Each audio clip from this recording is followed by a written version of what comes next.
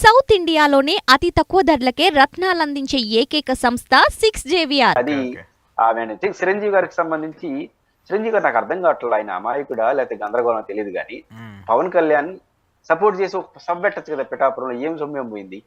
Point ఏంటంటే చిరంజీవి గారు ఒక కేంద్ర మంత్రిగా పనిచేశాడు, ఒక జాతీయ రాజకీయ పార్టీలో పనిచేసిన వ్యక్తి. ఎస్, మీతో విభేదించవచ్చు, కూటమిని బలపరదలుచుకుంటే 3 పార్టీల తరఫున ప్రచారం చేయండి, లేదా జనసేననే సమర్థించుకుంటే 21 చోట్ల మీ ఓపిక చోట పబ్లిక్ కనీసం మీ తమ్ముడినే బలపడి పిఠాపురంలో ఒక సబ్ పెట్టండి. సబ్ పెట్టి ఎందుకు మీ తమ్ముడిని గెలిపించాలో చెప్పితే ప్రజలు హర్షిస్తారు. అటు కాకుండా వీడియో కాన్ఫరెన్స్ లో చెప్పడం ఏంటి, ఇది మొదటి అంశం.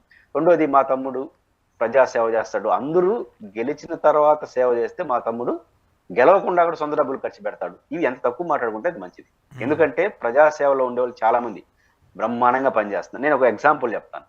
వైఎస్ భారతి గారు, జగన్మోహన్ రెడ్డి గారు సతీమణి వైఎస్ భారతి గారు వెంకటప్ప మెమోరియల్ స్కూల్ పేరుతో, ఇది వెంకటప్ప ఎవరంటే వైఎస్ రాజశేఖర రెడ్డి గారికి పాఠాలు చెప్పిన టీచర్.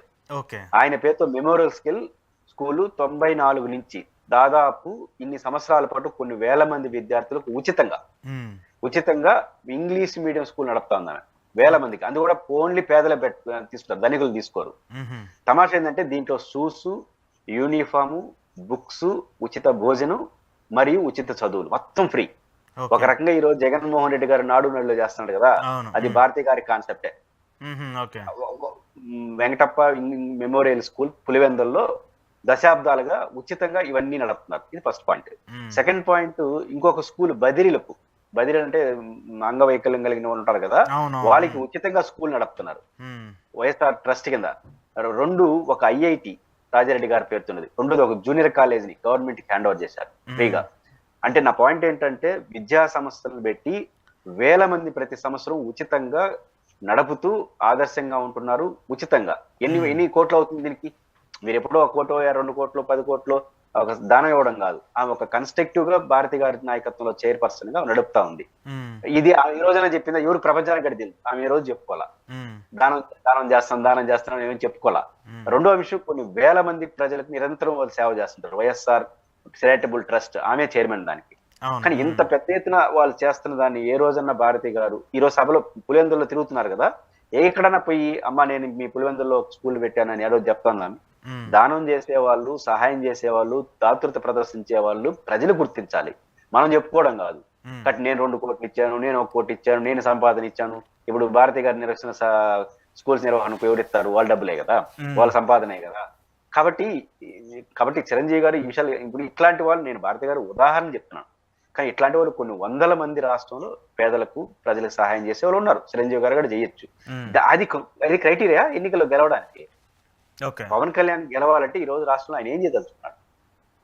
తెలుగుదేశం వైసీపీ భిన్నమైన ప్రభుత్వం ఇవ్వాలనుకొని ఆయన చెప్పాడు, మళ్ళీ ఆయనతో కలిసి కూర్చున్నాడు. వీళ్ళిద్దరి రాష్ట్రానికి నష్టం అని చెప్పాడు, మళ్ళీ ఆయనతో కలిసిపోయినాడు.